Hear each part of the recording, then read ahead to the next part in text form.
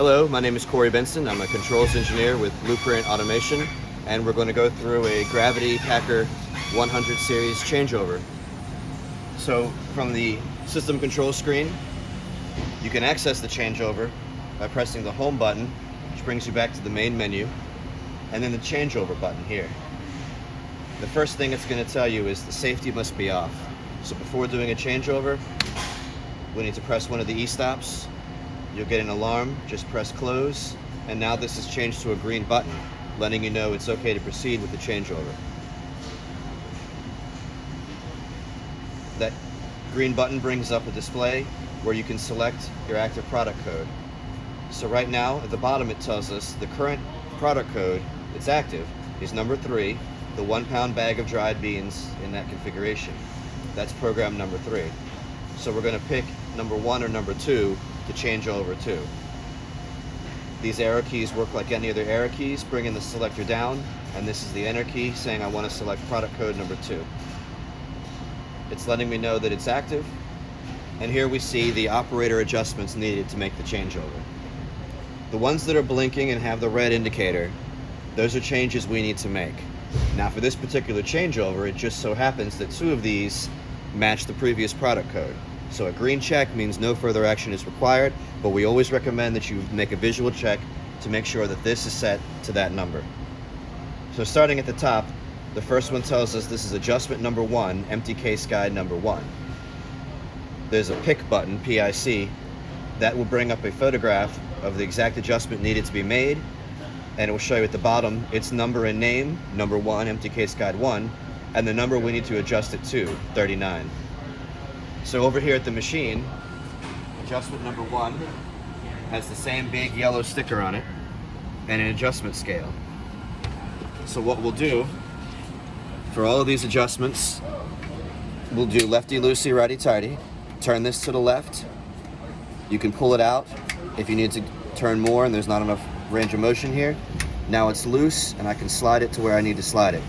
There's an indicator here that goes on number 39 because that was the number on the screen. And then we tighten it down. You pull out if you need, pull the handle out if you need more room to rotate.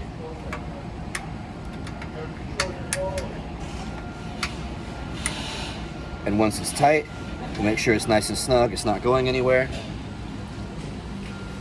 Back on the screen, we'll close our reference picture. Now that we've made the adjustment, we'll click this red square and it becomes a check mark. When you check those marks, what you're saying is that you have made the adjustment and it's ready to go. For each one of these, there'll be an adjustment to make. Some of them will be in a pair, so look for those bright yellow numbers, and if you're not sure, you can always reference the picture and it shows you exactly where that adjustment is. You'll notice the corner here is empty, so we can't navigate off the screen until we've checked all the boxes. Now that you've checked the last box, everything stopped blinking, and you get the next button. On this particular machine, there are only 8 adjustments to be made, so this screen will bring us back. If you have more than 8 adjustments to be made, you'll go on to the next screen of adjustments. So we're out of the changeover now, and we still have our error message for our e-stop. We'll pull the e-stop out and reset the safety. That's this button here. Now before we're good to go, the indicators here will tell us that items are out of position. What that means is the machine is making some automated adjustments using servos to move things into position. These are different from the operator adjustments, and they're specific to the product code based on what product we're running. So over here on the machine, it's moving very slow, but this backstop needs to go out to home and come back into position. And down below, we made an adjustment to the stop, but the guide rails themselves move out to home and then move back position very slowly to match the width of the case we're using.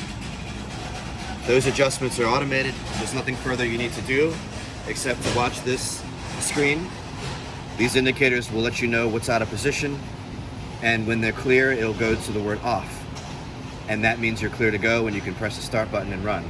But as always, we recommend you make a visual check of all the adjustments, all the changeover parts, to make sure that everything is in the right position, nothing's going to jam up before proceeding. That's it. Thanks very much.